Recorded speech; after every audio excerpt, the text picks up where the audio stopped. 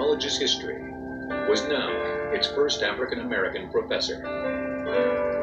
Though Carver was content at Iowa State, in April 1896, he was offered an opportunity that would change his life forever.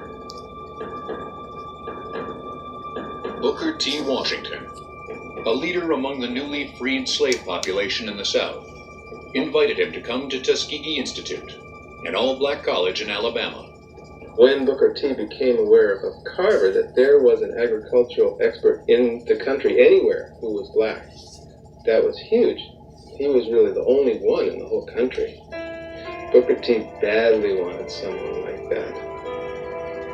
At the age of 31, George Washington Carver had found his true calling. He went to Alabama with a mission: to help a once enslaved population find its way to self-sufficiency. Little did he know what landmark discoveries lay ahead. There's no fun when you have a car and it's broken.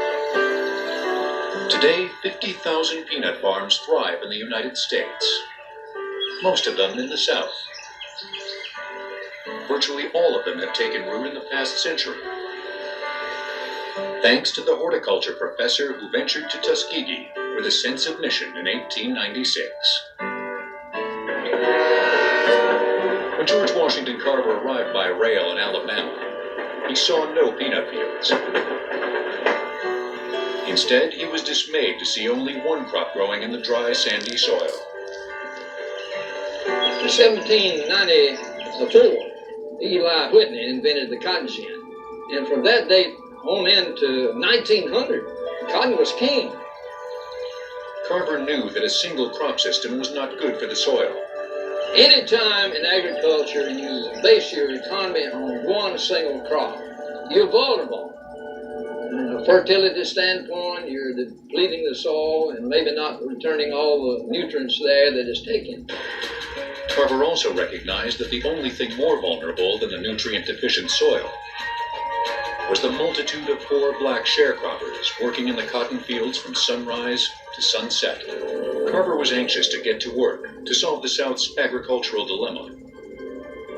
But when he arrived at Tuskegee Institute, he discovered that he didn't even have a laboratory in which to work. And Tuskegee had no money to properly establish one. So he went out into a local junkyard and found old pots and pans and spoons and took his students and said, "We are now collecting the implements for our laboratory." He was the absolute first person to bring science to Tuskegee University. He was one of those great visionaries that, when Booker T. Washington shows him this campus and there is no agricultural college, there's nothing, he had the ability to take nothing and make it into something. And I think that, his life was a great example of that. Carver started reaching out to the farmers in the area, showing them how the cotton they grew year after year was sapping the nitrogen and other nutrients from the soil. He encouraged them to plant crops that would restore these important elements back into the land.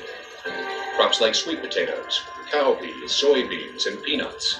Carver designed and implemented what he called a movable school to educate the farmers about crop rotation.